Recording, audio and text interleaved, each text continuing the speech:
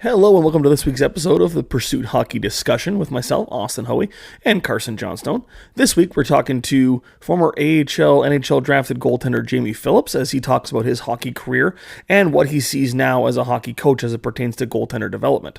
We're also going to chat a little bit about what it takes to make a good junior hockey program, what are some things that you need, and what are some things you need to avoid, as well as talking about a little bit about the SIJHL as we kind of get near the playoffs. So sit back, relax, and enjoy.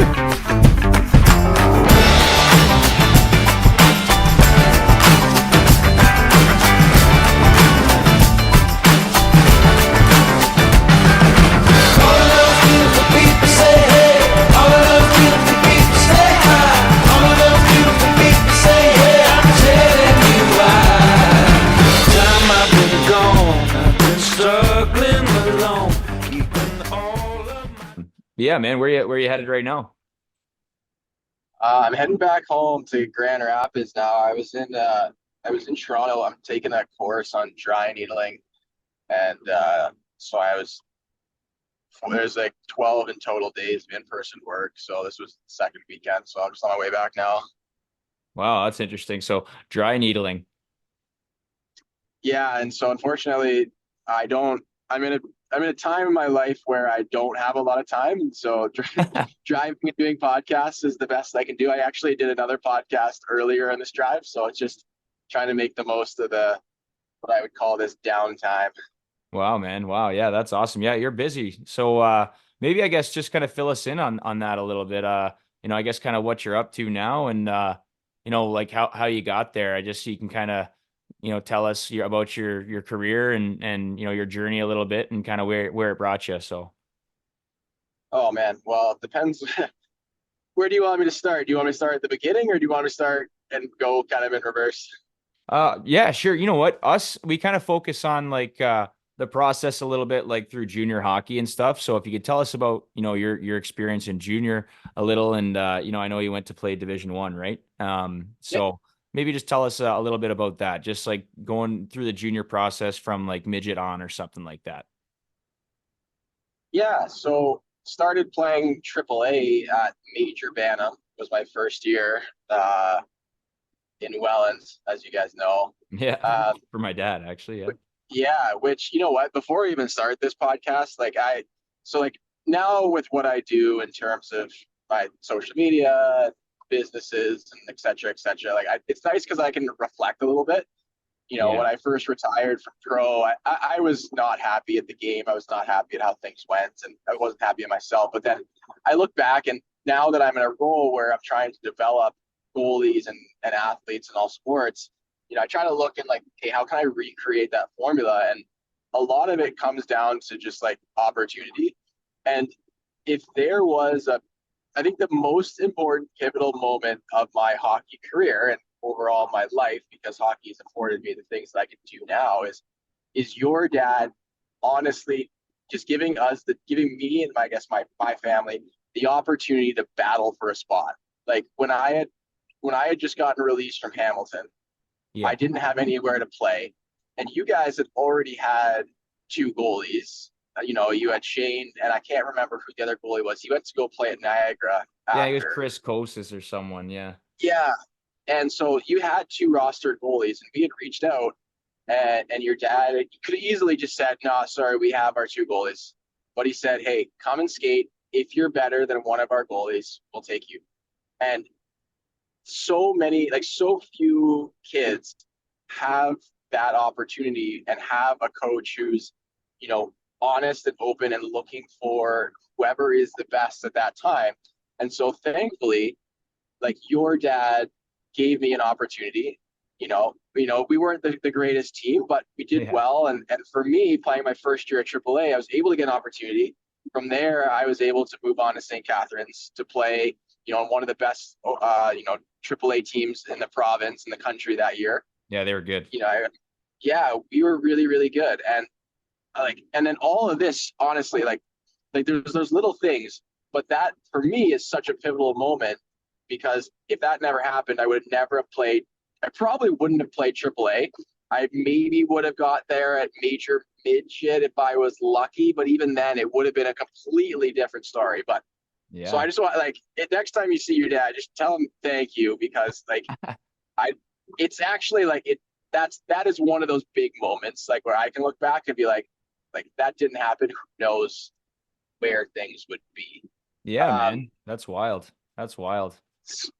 So then, yeah, so I guess I can just build off that and get right into so minor major AAA. Only my second year playing AAA, so I didn't really have any stock or anything. I was on a really good team, and I played really well on a really good team, and that tends to be a good formula. Again, I wasn't on any OHL draft lists or anything until about the actually the Marlies tournament. No, it would have been the Silver Stick, because the Silver Stick would have came before the Marlies tournament, and we ended up winning that. I played really well. And then all of a sudden, that hype that we had when we were young kids, and names on the draft list, and that kind of was the catalyst from that tournament, where I started playing well. People started taking watch, and then had success that year. I was still very green in terms of development and things, but I was drafted in the 4th round to Sarnia. I remember that I thought I was the coolest thing of all time. I thought I was the sick. I'm going. You were. I made it. So I ended up going to camp, and they had a goalie who had played, so 16 turning 17. So he had played a 16-year-old year, a local guy. And then they had an older guy. I think he still plays. I can't remember his name, but last I checked, he was in the spill. And I didn't make it, obviously. Looking back, I was not even close to ready. I thought I was, but I was not ready at all. But it was a blessing in disguise that they didn't take me. I went back. I had signed in Welland Canadians, triple or Junior B, excuse me. Yeah. Didn't play. Got a little bit of a raw deal there with the goalie situation. I think I only got one. Were you playing with Matt Colomb there? Yeah, I did, really briefly. Yeah, he's a pretty good goalie too, actually. So, and actually, no, it wasn't Cologne. I played with Vince Cusick and a guy named Kari Rikkonen, and so we ended up having 3. And I actually got pulled my first ever. I got pulled in a 3-3 tie in my first ever junior hockey star, which is usually not a good omen. Yeah. So played there, ended up not playing. Brantford, which is now Caledonia, but Brantford at the time needed a goalie. They weren't happy with their 16-year-old that they had as a backup, so they ended up releasing him, trading for me. Again, I think I only got another maybe 1-2 starts that year, but I was behind a really good goalie, Daryl Borden. We ended up losing in the Sutherland Cup finals. I didn't really have much to contribute to it, but it was a good eye-opener for me, because I went from such a high of being one of the best goalies in the province at 16 to getting 4 starts. Yeah. And I remember that, I had gone through a little bit of adversity before by just getting cut from AAA all the time. But this was different, because it was sort of an identity crisis, when you're young and 16 and, you're impressionable. I just wanted to be, a hockey beauty. That's when, you first, how it goes. One of the boys. He wanted to be one of the boys for sure. And you think about the things that, that we did and stuff that, would never be allowed today. But even just I wanted to start chewing, because that's what all the older guys were doing. And all these things that I look back and I was that's so dumb. But yeah, I was impressionable, and I started to get out of shape, and I wasn't playing, and I started to lose the drive. And I can't remember who it was, but one of my goalie coaches, or maybe my dad, called me out on just is this really what I want? And then I just remembered yeah, this is which started training, getting things dialed. I accepted the fact that I wasn't going to play in the situation. So I was okay, then I need to be ready for next year. I went to rookie camp in Sarnia, and I went just to go, but I had already decided early. I was like, well, if I can't play all 5 years in the OHL, I'm just going to go to college. I told the GM there. He actually got really mad, yelled at me over the phone for whatever reason. It's not like I was like a stud prospect, but he wasn't happy that I was saying no to Sarnia. Got a really lucky break. So my advisor at the time was Kyle Dubas, Oh, and wow. obviously the Dubas Sheldon Keefe connection that everyone knows. Yeah. So he had reached out to Sheldon, who was in Pembroke. He was the owner, GM, coach. He said like, "Hey, I got a goalie. You know, probably a number two. Just give him a look." So I was at a goalie camp in Montreal. Sheldon drove to see me, and just told my dad, he's like, "Look, I like your son. I can't guarantee he's going to play any games, but I'll sign if he's willing to go." So I had an offer from Canada in that league to play 15 games to backup, or to go to Pembroke and be a backup, and who knows what would have happened. And that's what they said. And so I decided that, hey, like I'm going to take a gamble on myself. Chose to go to Pembroke, ended up playing, I think, like 45, 50 games throughout that season. Um, the Sheldon brought in like 5 or 6 different goalies throughout the year to try to beat me out, because he wasn't that confident in me, given the fact that some of the big games I didn't play very well in, but he wasn't confident in a 17-year-old being the guy leading the charge. So he actually ended up bringing a 21-year-old. We sort of split time, 75-25 in playoffs. He ended up playing the final games of the RBC Cup, but we won the RBC Cup. I had won top prospect of that league, like goalie of the league, like all these awards, just rookie of the year, all these things. Was fortunate enough that I was able to leverage that into a trade out to the BCHL. Played in BC, did really well right off the bat. Ended up committing to Michigan Tech at Christmas time. Then when I got back, so where do I been? So when I signed, again, I was signed in the BCHL to kind of be a backup. Sean McGuire was the goalie there. He ended up playing at BU, being drafted to Pittsburgh Penguins. Wow. And he and I were partners, and McGuire was playing the majority of the games. That he went off to play at the World Junior A Challenge. And I was supposed to be the World Junior A Challenge goalie for Team Canada East, but I had forfeited that opportunity by signing in the BCHL. So I was like, well, it is what it is. When he was gone, I think the West might have won it, or he did really well there. But when I was the only guy, I just went on an absolute heater. And I think I was like 2 shutouts away from breaking the league record before Christmas. Like, it was just, we were a really good team. I was playing really well. When he came back, we kind of struggled a bit, and it was what it was. I was still playing really well. He was struggling to kind of find his groove. And then at Christmas, I had some offers, and I had visited Tech. I was in a situation where they were bringing in Phoenix Copley, and I was like, okay, well, if they bring in Phoenix, and if I come in when I'm a sophomore, I'm not going to have an opportunity because he's going to have established himself. So I said, like, look, if Phoenix is coming in, I want to come in. I want to be freshmen together. Like, I want to battle. And again, like, I wasn't ready. I thought I was ready because I was just doing, I say it out loud. I was dominating the BCHL. So I thought, like, okay, it's time to move on.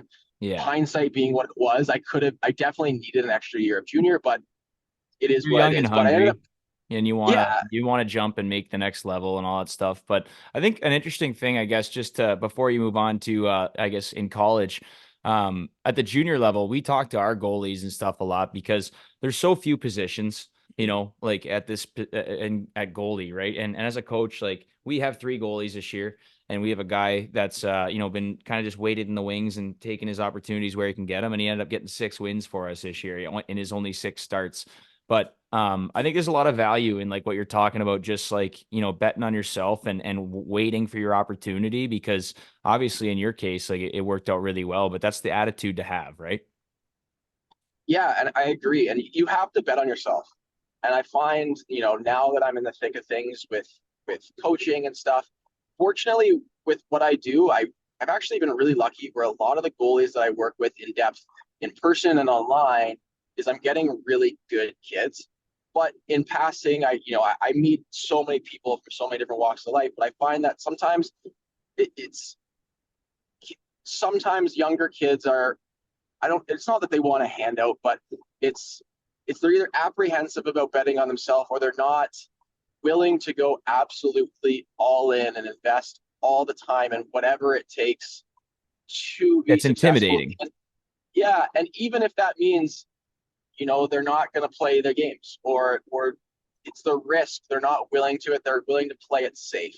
And Yeah. it sucks because I get that. Like, I totally get that.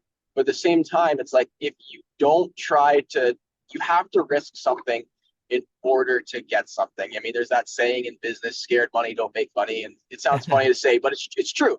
You Yeah. can't, if you don't invest your money into some things, you may never hit it big, and you may lose all that money, 100%.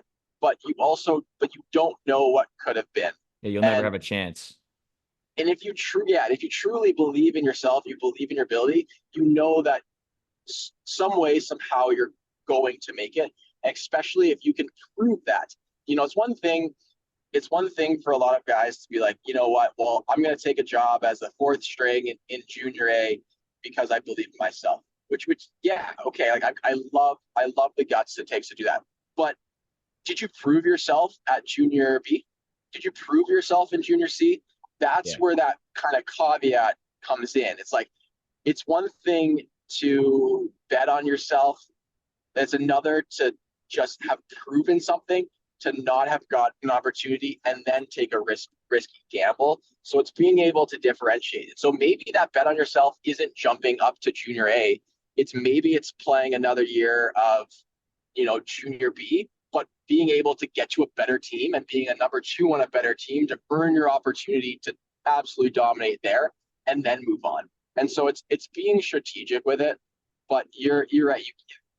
You just never know, but you have to be willing to put it all in yourself. And actually, on the podcast that I recorded this morning, it was my podcast, Goalie Science, that I run. But we were talking, Ben and I, like my podcast co-host, just about about being successful. And I look back to, and I actually, I was willing to actually die and do whatever it took to be successful. Like, there wasn't an option. Like, it wasn't there. You had to eat what you killed, and I was willing to do that.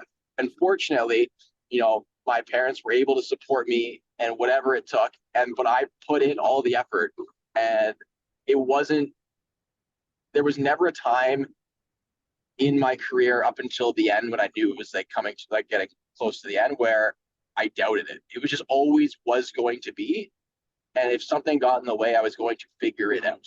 And that's kind of, it's kind of like, and I look back and it's like, was I even naive? Well, I guess it's not like naivety when things worked out, but it just seems so natural.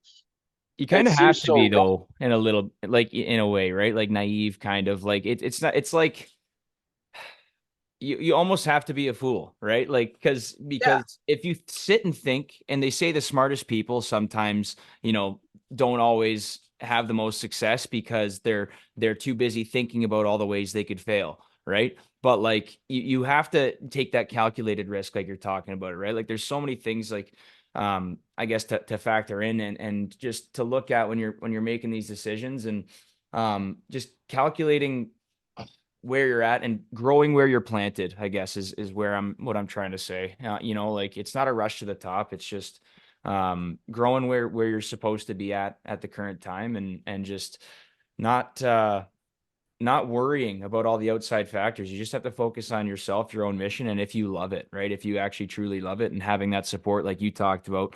It's fortunate to have parents and stuff that can afford hockey and some of the costs, and some of the things, and support you that way. But I see a lot of the time too, parents put a lot of money and effort, and there's a lot of disappointed parents. I'm sure you see it too, as a coach that trains and stuff.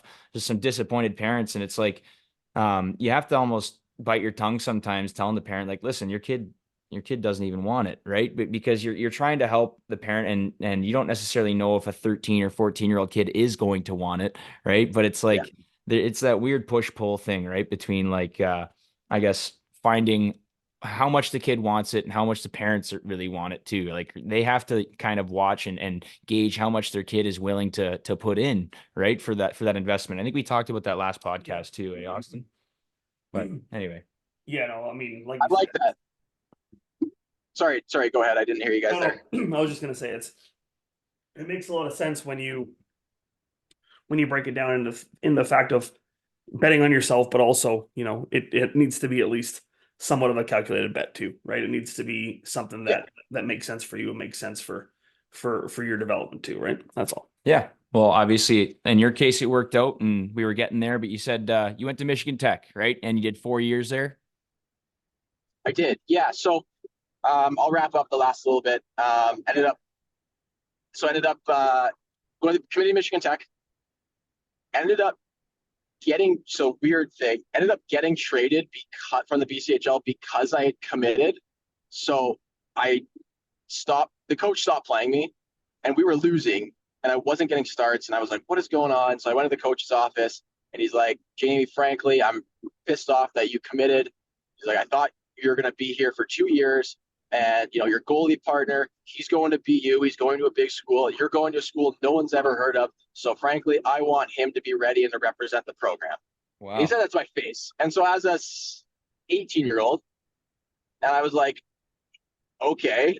So holding back tears, I left the office and called my dad, and I was like, I don't know what to do. And then so I just called back.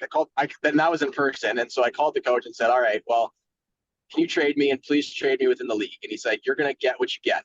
And I was like, all right, here we go. So at the 12th hour, literally with 10 minutes left at deadline day, he's like, I have a trade to the OJHL, blah, blah, blah, you're going to take it. And it ended up being for like a pretty big trade, like really big, like lots of money, a whole bunch of players, like pretty good size, not to toot my own horn, but looking back, I was like, it's kind of wild. So I ended up going to Toronto in the OJHL, went there. We were on an average team, ended up playing fantastic. We upset some teams, went to playoffs, did really well. Like it was one of those ones where like I just got in the zone, and in playoffs I think I was averaging like 60 something shots a night, goals again like Nice. 2 or 3. So like it was really good. Or someone was there from the NHL scouting, liked what they saw. Only one team had called me, and it was Winnipeg, and they said, yeah, like basically, if there's an extra pick at the end, maybe we'll take you. I don't know. And I was like, sure, whatever. They ended up drafting me, which hindsight was probably one of the worst things to happen to my career. But I didn't know that at the time, because you just get drafted in the NHL, and all of a sudden you get drafted in the NHL, and it's like, woo, like let's go, we're back. Yeah. And it is cool. Like not many people get that, but when you look at the rules and stuff around NCAA and being drafted, it's really those players NCAA players get the short end of the stick that way. Yeah, so man. Went to Michigan Tech. Didn't play my first 2 years a whole lot. I was third string my first year, my second year. Phoenix ended up signing, and then from then on, I played every single game except for one. Top 3 goalies in the country for 2 years. Won a bunch of awards. Did really, really well. And then Nice. then I finally played my last game. Called my agent, and I said, all right, now what? Like, let's sign with Winnipeg. Let them send me to the coast here so I can finish up, get some pro games before the school year's over, like, et cetera, et cetera. Winnipeg comes back with they're not going to sign you. And I was like, oh, okay. So now what? And so my agent reached out, and he's like, well, so it turns out all the other teams just assumed that because you were playing so well, Winnipeg was going to sign you. So you're not on anyone's list. I was like, oh, that's not good. And with the rules in NCAA, how it works is if you're drafted before you go to college or when you're in college, they have own your rights for the entire college career. And then until August. So free agent day is June or July 1st, but they own your rights until August. So all the other teams have a chance to pick up goalies, to make their deals, and then you're just kind of left hanging. Yeah, so it's tough. The only thing I had was there was an American League deal, and I was like, you know what? Sure, I'll take it. And at this point, I was so mad because I was one of the best goalies in college hockey for 2 years in a row, and now I have nothing. And I was like, okay, I'll take my American League deal. I'll play for a year. That's it. Just give it a shot. Just say I played pro, and then I'll go back to school, become a medical doctor, and live happily ever after.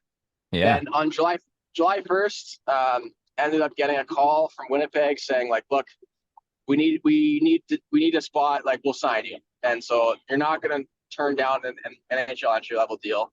So Not at all. I signed with Winnipeg out of necessity, not out of want. That's a big whole other story in itself, and that'd be a whole other podcast in terms of career decisions. But essentially, I signed. It was good. I got some money and went to pro. Played 4 years pro between American League, East Coast. Had some really successful years. Had some average years.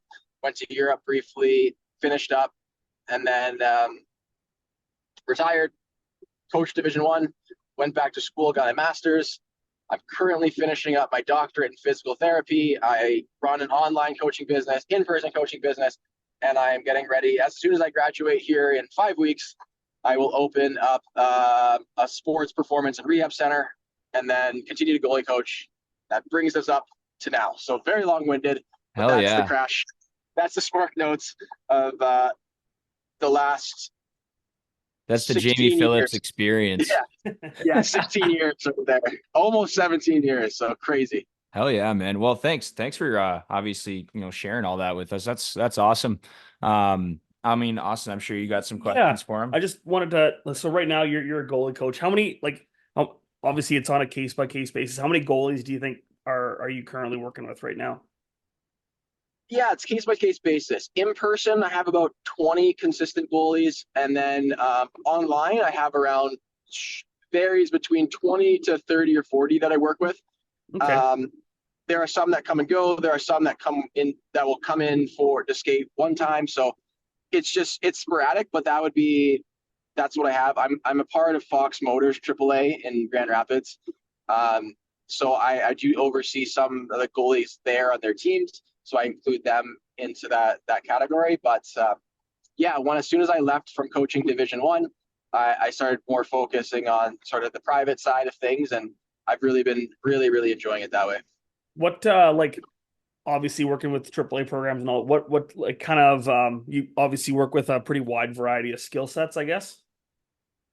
Yeah, so I have everything from, I'm working with kids that are U9, U10, and up to, I guess there'd be some junior A guys that come in, but mostly U10 up to U18 guys and girls hockey. Yeah. So we've asked this question to a couple of other coaches as well, but coming from being the first dedicated goalie coach, what are some things that you see in kind of the goalies that you think, yeah, this guy's got it? Obviously you've been through it, you've been drafted. So what are some of the things you look for in a goalie that kind of tells you, not necessarily this guy's going to make it, but this guy's got, he's got that.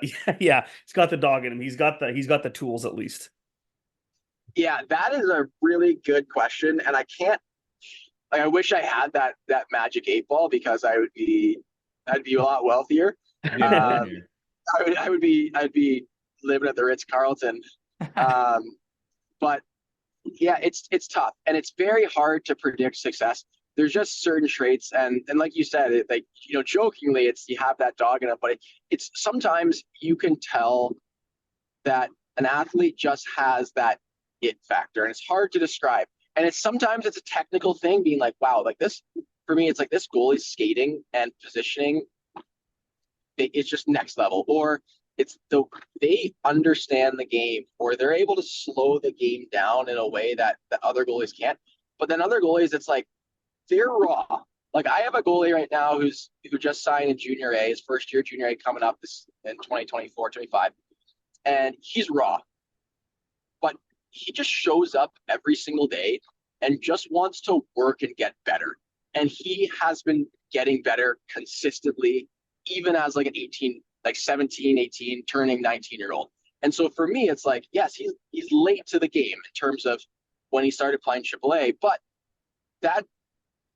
for that day on, day in, day out growth, something is there. Yeah. And maybe it's not this perfect technical model that everyone's trying to reproduce and create with their goalies. but maybe his it factor is his ability to absorb, learn, apply, and adjust. Yeah. And that's going to get him better consistently. So when he turns 21, he's able to go to college. When I have some kids that maybe they're studs now when they're 14, 15, but maybe they get distracted or other things come in their life, they're going to play, or they just aren't able to apply all the teachings as well as others, and their growth stagnates. So Yeah. there's just so many different things that it can be. But for me as a coach, I just want to work with kids and I guess adults too, but those athletes who just are hungry to get better.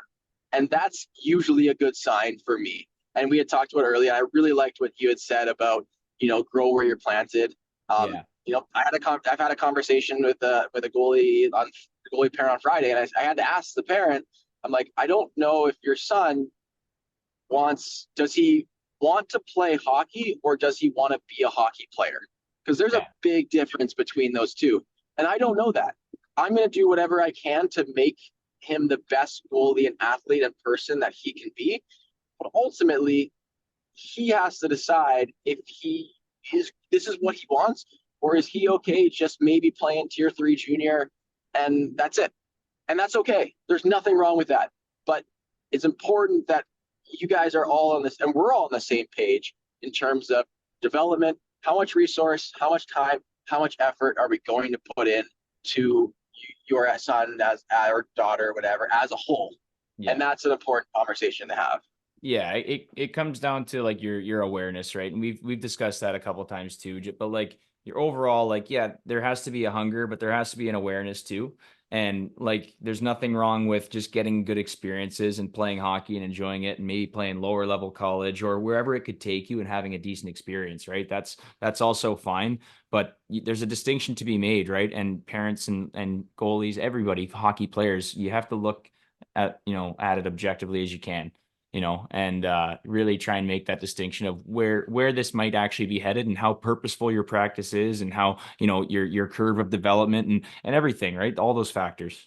Yeah, because I think no, I just gonna add to that a little bit. Just like I said, because until you become actually objective in your ability, and until you become objective in where you're at, you can't actually start to improve, because you're not going to be necessarily working on the things that are actually going to make you better.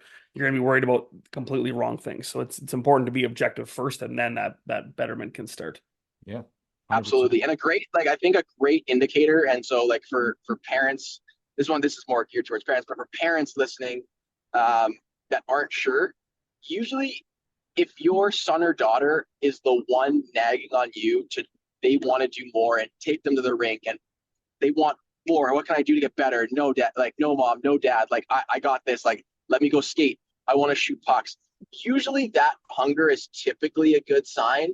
Yeah. If you as a parent kind of have to give your child a kick in the butt to do extra stuff, then that's usually when it's kind of, I don't want to say it's not a red flag, but it's more of a yellow flag. And maybe your son or daughter is going to develop that later. And that's awesome. But you don't know. But usually for me, that's a good indicator. And I think like sometimes I'm privileged in the sense that, especially with my like online training that I do, a lot of that catalyst comes from the kids. And the goalies be like, I want to train with you. Like, let me talk to my parents. Like, let's get on the phone. And I interview every single goalie I talk to, because I don't just let everyone in, because it's a big financial investment. It's a big time investment for everyone, and myself included. So, but because them as goalies are invested, they're the ones that have the most success and are willing to do the work. It's usually when a parent reaches out and goes, hey, I think this program will be good for my son or daughter. And then I have to ask, like, is this really what you want to the kid? And if they're not, and I can get a sense of like, okay, this kid kind of wants it, kind of doesn't want it. And I'll usually say like, look, take some time. If it's not if you be honest, be critical. And if you want it, let's do it. But if you don't, no sweat, do your thing. I'm always here if you have questions, but I think your time, energy, and money, you better spend elsewhere. Yeah, that's a really good point. And I think that's just honestly, every parent, every player can honestly take that. It's really about whether or not you want it. But again, thanks again, Jamie, for being on the podcast. Yeah, I think we're gonna wrap it up here. It's we're coming up on 40 minutes, and we gotta keep it under our time constraints that we like for now. But, Yeah. Man, like you said, there could be many podcasts for tons of things we could talk about. But I appreciate you coming on. It's great talking to you again after so many years. But great to see you having the success you're having too. So keep her going, man. Yeah, thank you. I appreciate that. And I know my career story was long-winded. It took up most of the 40 minutes, but I'd love to hop on another episode and make it less about my career, but more about development of the athletes and growing goalies to hockey players and young athletes. And even from the sports rehab side too, we can just talk questions and hopefully offer a lot of value to hockey players and hockey parents out there. For sure. And if people want that, stuff now, they can go take a look at your pages. There's lots of info on there. I know that. So I appreciate it, Jamie. Again, thanks, man. All right, thanks, guys. I appreciate your time. Awesome. Thanks, Jamie.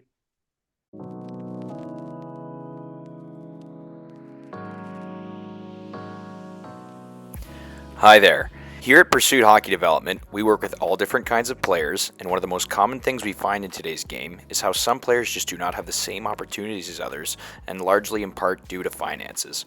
There's no doubt hockey is an expensive sport, so we are here to help. We have committed $3,000 of our own money to a scholarship fund whose mission is finding 2 hockey players in need of that extra support that are chasing their dream of getting to the next level.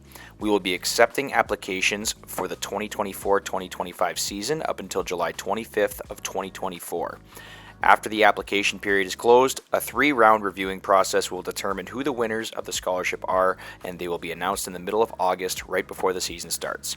Check out our website for details regarding any requirements or restrictions for your application. It is free to apply, and also we are looking for donors who may be interested in growing the fund and getting involved to help make some dreams come true. Now let's get back to the episode. So that was a good chat with Jamie. It was. Like he mentioned at the beginning of the chat, I didn't realize actually that was his first year ever of AAA hockey. That was crazy. So I thought, because dude, he was so good. Honestly, like I didn't really get the chance to say it when he was chatting there about his career, but he was unbelievable, man. When we were kids, because like he said, my dad, like, he got this call from this kid and was like, "Yeah, okay, come skate." He came out, and actually, it's funny. He had like these blonde dreadlocks at the time, like dyed dreadlocks. It's crazy, but he was real good, man. Well, I mean, honestly, if you look at his numbers, like it's honestly quite crazy. Like, yeah, okay, like his Goj numbers weren't I mean, incredible, but he did say that team was dog 16. shit. He was also 16. Very true. But then you look at him when he played in the CC for Pembroke, like 25-6-1 with a 913. In the BC, he wasn't joking, like a 201 with a 921. And then he went to the OJ and it was a 917. Like, and then those are good numbers. I mean, and then his last, he again was not joking, at Michigan Tech, 933 to 922 in his last 2 seasons. Like, that's insane. Yeah, at the Division I level, and for Michigan Tech, that's not like a they normally team that's probably getting pumped. Well, not pumped, but they don't win more than they lose. For sure. And then you look at his... You know what, I could be talking on my ass. Well, but like the coach, his coach said, you're going to a team nobody's heard of, which is funny because a lot of people probably haven't heard of Michigan Tech, but I think they actually are a decent school. Actually, like, well, this may just be him, but like his record in his junior and senior years, 28, 9-2 and 23, 8-5. Those are pretty good records. It's really good. So I guess he put him on the map. Yeah. And then even his pro numbers, like playing with Manitoba, that first season, he didn't have a great record, but Manitoba has consistently not been the greatest team. Like they lost a lot by having the NHL team there and kind of being just a straight developmental pipeline. But I mean, a 906 with a 297 and then a 276 with a 912. That's not bad. So no slouch at all. But to start things off, we got to bit of a shout out to the U13 junior Bombers. Yep. They are the U13 AA team based out of Sulik out here. They've taken the moniker of the Bombers actually after our team. Yep. They were victorious at the Tournament of Champions in Thunder Bay this weekend. So good for them. That's awesome. You work with those guys. You can work with those guys pretty closely. So yeah, pretty regularly. I work with that U13 team quite a bit, more so than any other group I work with for sure up here in Sioux. Well, anyway, that's where I live now, so it's the only group I work with. Yeah. But in past years, it's just that's my brain just having to be specific for everybody. But yeah, the U13 squad, they're awesome. They're a great young group, and Jamie was talking a little bit too in his interview about focused hockey players and purposeful practice and all this stuff. And of all the groups I work with here in town, those guys as a collective group, the U13s have the most guys that are focused. So it's no surprise to me that they went and actually were able to put it together and focus on, a common goal and win, because that's what it takes at the end of the day with a team. You just got to focus on one thing. And we've been talking to them about their focus and practice and about doing things purposefully. And, Ryan has done a great job with them and all their coaches, Kevin, I can't remember Cruz's father's name. Cruz Obi? Yeah. Oh, that's, you can't either, eh? Chris. Sorry, Obi. Chris. My apologies. But anyways, real good guys running that team, and I feel good for them. Yeah, you know what? I don't know those guys. I don't know those kids too well, but you can definitely see the love for hockey in that group. That's very obvious. And when it's that obvious, it's no surprise that they're able to have the success that they've had. And honestly, this is me talking completely. I have no idea, but that might be that the year that they've had this year might be the most successful minor hockey program in Sulcott history, I think. Yeah, just maybe. They've won now 2 tournaments now. For a team out of Sioux Lookout that a lot of times struggles to have 2 house league teams at each age level, for them to pull together a junior a double A team, double A program like that. I mean, obviously they've been supplemented by some other kids in the region from Dryden and Red Lake and stuff, but still they had a good enough core and a good enough group Exactly. in town to be an attractive place to come play, I guess, at this level, which is cool. That's a tip of the hat to those coaches that are doing a good job, right, and developing those players. So yep, that's awesome. Yeah, they've done a really good job there, and the best part about that club is they're mainly first year U13 players too. Yeah, it's right? a lot of young guys. Cam Beatty, 2 tucks. Huge. I mean, they were down 2-0. Did you know that? Oh, really? I did down not know 2. that. Cam buried twice to tie it. Wow. Yeah. Shout out Cam. Attaboy. Attaboy Cam. He's got a good shot for his age. Real good And then, shot. you mentioned Cruz Obi. He's also a first year. There's some good young players in that hockey team. Yep. I mean, we don't have anything too set in stone for this episode, but I did want to talk about some things that I've been thinking about in terms of junior hockey. And we've mentioned kind of picking a team and looking for the stuff that makes the most sense for you as a player in your development and all these things. But I kind of wanted to, this kind of just hit me right now. So feel free to tell me that I'm an idiot for bringing this up, but and we can certainly re-record this if you want. But I'd like to talk about some things that, as a program, not necessarily the baseline things that you need, but the stuff that, as a program, you believe you should be presenting to your I see where we're players. going with this. I like it. Yeah, I like it. Okay, Yes. all right, good. Good. So just some things. You've spent a lot more time in junior hockey than I have, but over my 2.5 years now, just in terms of things that I've seen. And so, just kick us off. What are some things that you think every junior A program should offer their players to be at least considered a good program? First things first. The first things first. I don't mean any disrespect, because by saying these things, it's a few of these things, it's going to sound like we may be directly calling some people out, but we're not. This is just the bare bones what you should have.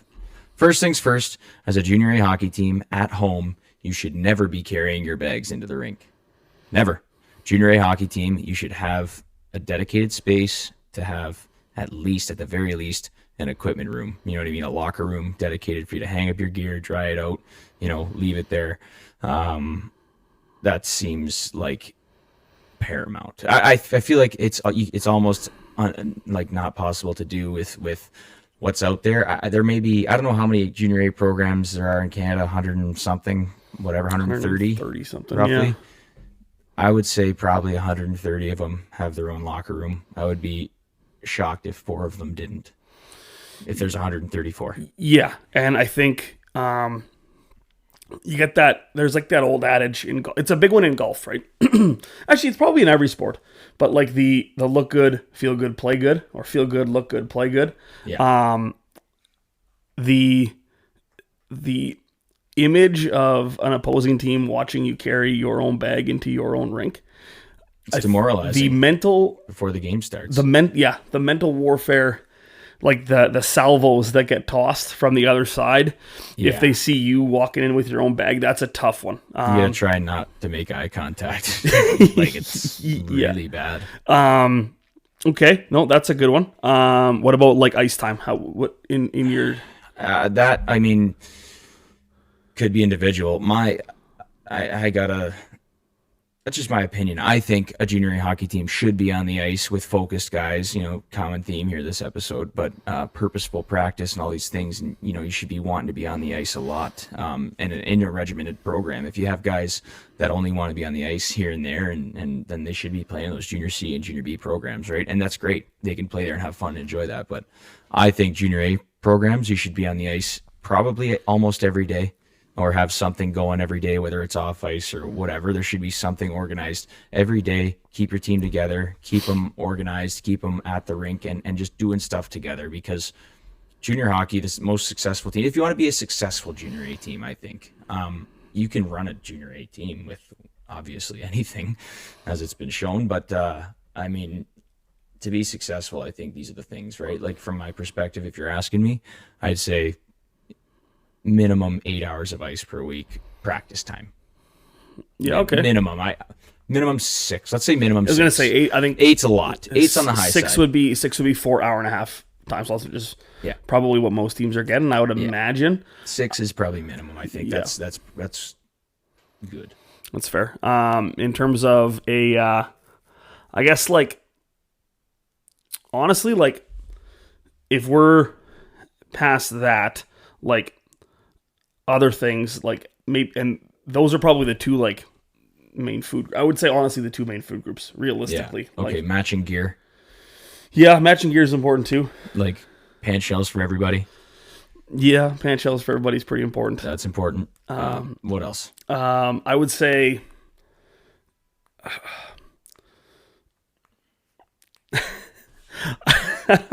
I mean, realistically, you need, like we said, like, the dressing room is important. I do think that there is a lot of merit in having, like, a space for your guys too. That like is a not lounge. that is not necessarily, just your dressing room. Because we've talked to other coaches in this year, even last year, about, like, oh yeah, our team is not necessarily struggling, but a lot of the guys aren't very good buddies, or aren't they aren't the closest, or they're at practice, and as soon as practice leaves, they're gone, or they get in their car and go home. They very rarely talk to each other outside the rink, and I think having a place for them that is a TV, an Xbox, I don't want to use something. the term like a safe space, but like a space that that at all points you can just go to, and like you're probably a good chance that other guys are going to be there, and maybe they're there watching, or maybe they're there studying, or maybe they're there whatever. Like when we went to we toured UMD's facilities last year. Yeah. Shout out to Scott Sandelin, friend of the show. Sandy? I would say he's a friend of the show. I'm going to try and get Scott Sandelin on the show. He's an acquaintance of the show. He's an acquaintance, big time. I got his number. Yeah, there you go. So that's Has he ever texted me back? Different story, but I got it. There you go. Hey, I got Sean Bell's number. It's on my phone. Gold medal. World Juniors. Anyhow. But that was really important to just have a space that you can have as and that you can go there. Obviously not whenever, but there's set times you can go there throughout the day. Ours, like, for instance, ours closes at like 8:00 at night for the guys. Yeah, it's open at 7 a.m. And you're able to go there and get ready to go work out, or that kind of thing. You just having somewhere that you can call your own. Because it's one thing to have a dressing room that kind of feels like that's like your work. It's like you don't want to work in the dressing room. Just to have a place that you can hang out with your buddies, I think that's important. Maybe not even necessarily at the rink, right? Like if you say you're at a community rink or something as a junior A program, that happens a lot. Maybe there's a space you have elsewhere at the library. I don't know. The library is the first place that came to mind. But you know what I mean? Somewhere that has a space that could be rented or whatever, that you could just make your own. That's a place for guys to go chill. I think that's important. Like you're saying, I would agree that's, if you want to have a successful program, that's important. Necessity? I mean, I would say, just based off of the programs that I've seen that whether it be Brooks or, Winkler in the MJ, To be a successful program. or to have one of those programs that is consistently doing well. I think that's one of those things that they all have, very, very small thing that they all have in common. Obviously the matching gear is important as well. But I think too, like, community support is another huge one that I think that maybe gets lost in the wayside, but and there's a lot of different ways to create that too, right? It's whether or not your guys are out in the community, whether or not your guys are making a good name for themselves in the community, and honestly, like, what are you offering? Because at the end of the day, from our perspective, junior hockey is an area to help develop young hockey players into young men. Mm-hmm. But from the business and the ownership and the board perspective, it is kind of, you are still running the numbers. You do still have to, at the end of the day, at least break even to make sure that your product can continue. So from their perspective, it is an entertainment business to an extent, right? That has to be worth it for people in your community to go to, because as well as you are in the community and as good as you are, if it's 7:00 on a Friday and there's 17 people figuring out what they want to do, well, do we want to go to the rink and watch the junior team, or do we want to just like sit home because watching the junior team is fucking terrible? Like that is important as well too, right? Like, making sure it takes a village, they say, right? So like your community members' involvement and everything, and like having people back it and getting sponsorships and all those things, and then even within the organization, man, like, Cam River Fighting Walleye, you go and everywhere you look, there's a guy with a Cam River Fighting Walleye jacket on. Honestly, like, you know what I mean? 100%. And they're a successful organization with a lot of help and a lot of people in the operation. Like, I don't know how many trainers or whatever they have. They got Bulldog, but then they have other people, and they have like, anyways, I'm just using them as a good example because they have a lot of people involved, right? So ourselves, we get a lot of volunteers at our games, stuff like that. Joe, the board members, everybody worked real hard to make a lot of stuff happen. And that's not, just some of the stuff that's not necessarily seen, right? So I think that's a necessity. And I've brought that up in the past too, right? Like, when you think about those, whether you want to use Brooks as an example, we always use Brooks as an example, but there are a lot of people working, but there's like the amount of people you see, there are so many more that you just never see. And it's whether it's the guy working the penalty box, the guy. And what our broadcast group, like, how many people do you think it takes to run our broadcast? There's 10 in there. Like, that's crazy. So right? Know the number. Yeah, that's unfair question. It's an unfair question, but it's more than you'd think. Okay? Yeah, but even still, like, 10 people is a lot. That is a lot of people. Yeah. Right. Whether it's the two commentators, the camera operators, the producer, there's a lot of stuff going on there. That is super important. That without it, it's very easy and. For it to fall apart. Everyone watching this would not have guessed there's 10 people, For everyone watching this, you would not have guessed there's like, it's not always 10 people at once, but it's 10 people that like do these jobs. Maybe it's 6 or 7 jobs that need to be done every night, but right. Like, it's not that those 7 volunteers can always be there. They have other things going on too, right? So it's like the scope gets pretty big pretty quickly when you see like how many people actually have to be involved in order to run these organizations, right? So like, you can't overlook those things and just think like you're going to plop down and have success, right? Like, you have to have things in place beforehand and make sure. Yeah, and I don't want to use the term like arrogant, but you know what? Yeah, a lot of the times people see it. People see the product, people see, these teams kind of start and again, there's a lot of things behind the scenes that you just have no idea that are happening. You can't see it. And without being in it, and without having experience in it, and without actually sitting down and doing the jobs, it can be super simple. Like, you can see, like, well, look at these guys. They seem to be going pretty good. Like, how hard could it be? Or like, think of all the surprises that we have to deal with the amount of volunteers we have. Yeah, it's. Imagine you had like 5 more surprises to deal with because of like we had 5 less volunteers.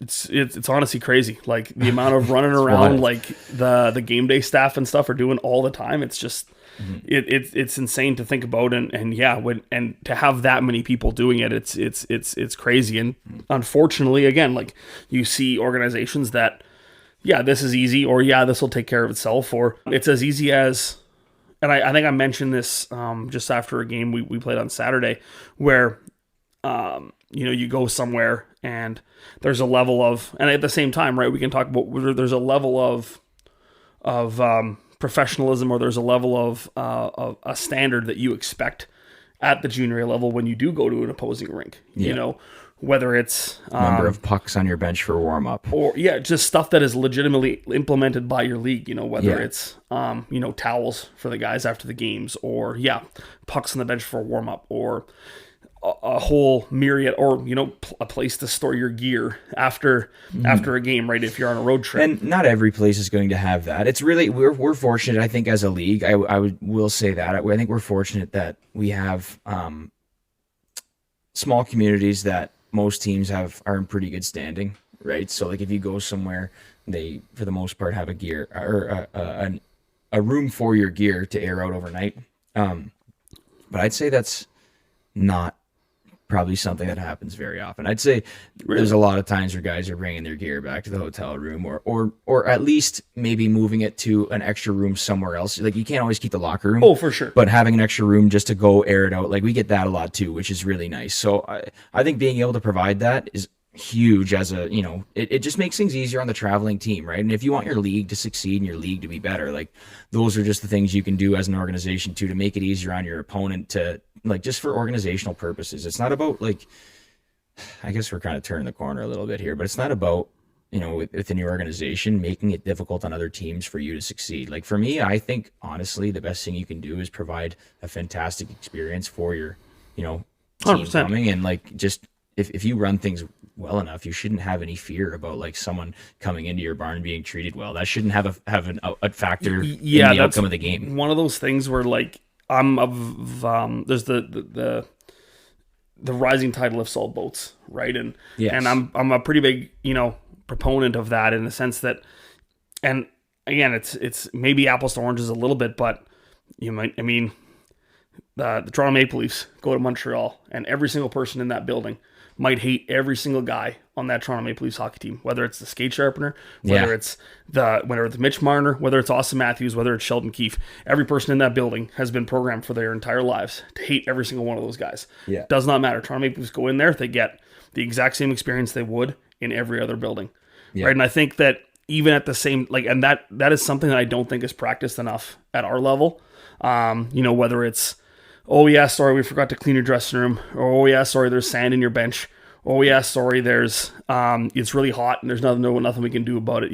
These are things that, like, are those really going to help you? And at the same time, like, your dad actually made, like, never give them bulletin board material. Yeah. That to me is always just more bulletin board material. Like, fuck these guys. They put sand on our bench. We have a hot dressing room. They don't want us to win. Give them fuel. Exactly. Right. Yeah. Whereas, like, you walk into a room and there's the towels perfectly laid out. Your dressing room is spotless. It's a good temperature. You have ample room to unload your shit. Maybe now it's like, oh, hey. Now it's almost like, you don't want to wake the bear. Yeah. I feel like making it bad for your opponents is just waking the bear as soon as they get off the bus. Absolutely. Right? Man. So. Absolutely.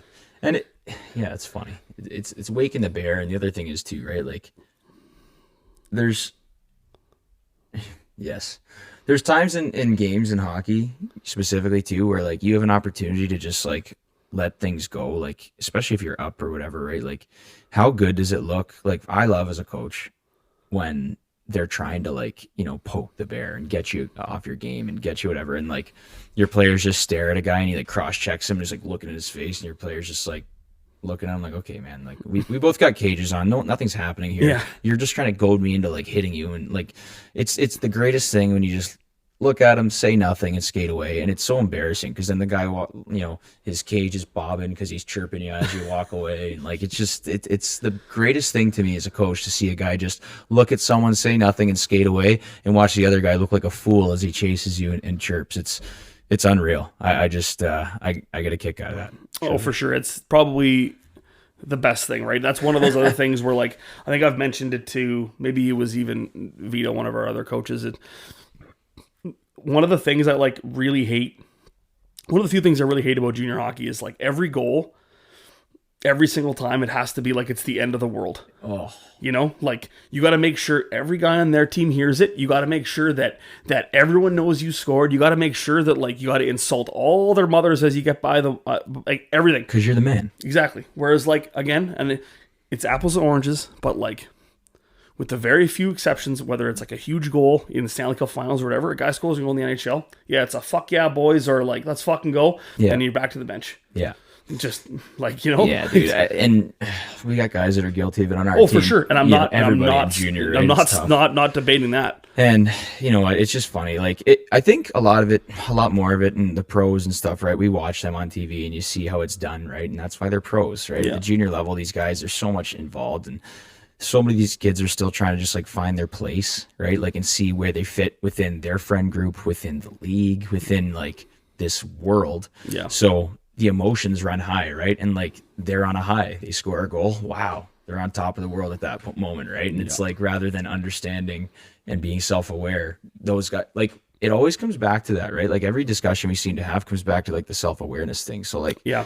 you know, if you're an aware guy, trust me, Alex Ovechkin, obviously pretty aware that he's good at hockey, but just loves to score. You know, like, and there's For sure. there's that, but he's as happy for the next guy as he is when he scores. And that's the one and he's thing, not in the other team's face. He's with his Exactly. boys. There's a difference between the Alex Ovechkin cheering because he's happy to score, Yeah. and the, you know, random junior A punk that just like wants to make sure that the guy that he burned on that goal lets him know that. Yeah. You suck, buddy. Yeah. Like this weekend, 24, Scaringi. He's or Scaringi as the announcer used to call him, but he was getting into it with one of our guys and ended up having an unfortunate turnover. The poor kid, I actually felt terrible for him. Truthfully, it was kind of funny, but like I felt bad because he turned and just like threw a muffin up the middle, and we scored directly, and like our whole bench was like, "Hey, 24, hey, yeah." And I there's part of me deep down inside, I was like, guys, like I said, guys, just enough. But like you get that secondhand embarrassment, right? It's just like, oh man, like he knows. Right. He That knows is he enough. just made like a mistake. everyone, especially at that, even at the level that we're at, every single guy is their harshest critic. Every Yeah. single time, it doesn't matter. So you're not thinking that guy knows that he fucked up, like, and they're just having to like soak that for the Yeah. rest of the game. He knows, right? And that's always something that just kind of bothered me. And like, and I'll tell you now, like, well, I don't think I ever see you really celebrate goals on the bench either. And it's just one of those things. It's just I'll celebrate wins for sure, but occasionally, if it's an emotional game, right? It's a tight game. We score a Absolutely. big goal. It's like, yeah, like you get one of those and then like look at the boys and kind of settle down. But for the most part, honest to God, it's pure relief because yeah. like honestly, it just Yeah. feels like pure relief. You lean against the glass and stare up. It's like, oh Christ, all right, what's the score? Like, Yeah. you know, okay, it's 2-0. All right, well, how many minutes do we got to play? You know what I mean? Like, Yeah. how many more good minutes of defense do we got to play to get out of this game? Like, just a very anxious experience coaching hockey. Honestly, it's as rewarding as it is, and sometimes it's an anxiety-ridden thing, and I love it. I really do. But there are times when it's just like, holy crap, man! It's just funny. Okay, well, got a little bit of time left, I think. I don't know. I'm gonna throw this out to you. If you want to do it, if you don't want to do it, it's okay. I'm gonna put it out there. If you want to grab it, if you don't, throw Exactly. it right back. So, the playoff series in our league are set. Okay. We're not going to talk about ours because that's in bad taste. All right. Do you want No. to predict? No, you don't want to? No, not live. We'll do it together. Not live on a podcast. I don't think that's good juju. All right, fair enough. Because, okay, ready for this? Yep. Because last year, that stupid fucking SIJHL report, I don't know. I was accused of fucking making that account. So was I. So were you. But anyhow, we went to fucking Wisconsin and lost. It's Doug Lean. It's Doug Lean, though, for sure. Maybe. I have no idea. Anyways, it doesn't post anymore. There's a new one, SIJHL memes or something. But either way, I last year was kind of pissed and fuck. Honestly, when I saw the thing, I was like, we're the expansion team in the league. This is gonna like obviously people are gonna think it's us. Like anyway. Yeah. So after, Buddy's like, oh yeah, thought you're gonna beat us, or whatever, because like the prediction on that report said that we were going to beat Wisconsin last year. Yeah. And we ended up losing. And I just thought that was bad juju. So I don't want to put anything out there like that. I just want to play good hockey and keep things going. That's fair. Anything Sorry. else? No. That's totally fair. Yeah. Anything else you want to chat about before? No, I think it's a good week. It's been a good week in junior hockey. The death pool, I still don't think we have any answers for that. So No, hopefully it's we're just coming. waiting. Hopefully it's coming. I refreshed tomorrow morning. I got my fingers crossed for tomorrow morning. They normally update Monday morning, so Yeah. I'm hoping. Their playoffs started. You know, Edson gets going on Tuesday. Yeah, sorry. If there's one thing I'm just thinking here about things I might want to say. If there's anybody listening that has any questions for us or specific things they might want to know about junior hockey or like the process or anything like that, maybe this is a segment in the back end here where we can utilize this time to answer some of those questions. So if you want to maybe reach out to us via social media, whether it's Instagram or YouTube or Facebook or something like that. Ask us a question. We'll try and do our best to answer it to the best of our ability and give advice. Like here's a good question. So I had a parent, text me the other day and say, hey, just wondering, can my son take courses and, play hockey and still be eligible to play NCAA afterwards? And a lot of people just don't know those questions. Like they don't know those things, right? Like coming out of youth hockey or whatever it might be, minor hockey, going into the junior process kind of thing. And, I just had to let her know that, you can take part-time courses as long as you don't go full-time. It doesn't start your eligibility clock for school. And then, oftentimes you can go to school as a transfer student. It's a little cheaper too. So she was just appreciative of that advice, but that's just a good example, right? Like stuff like that. If you just, have things you're curious about, we'd be happy to use our experience to answer any of those questions. So. No, that's awesome. Yeah, I would love for people to write in or maybe message us on Instagram or whatever. Send a letter. Snail mail?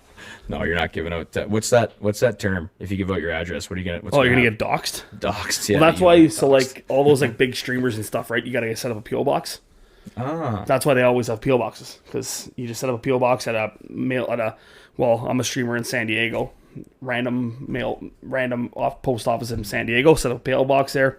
No way you can get doxxed, right? So that's why. If you're ever wondering why, that's why. Makes sense. Yeah, because you don't want to get swatted. Yeah, that's pretty funny. off the hockey topic for sure, but that's funny. Yeah. Anyhow, well, right on. Well, good episode for Carson Johnstone. I'm Austin Hoey, and we'll see you next week with another episode of Pursuit Hockey Discussion.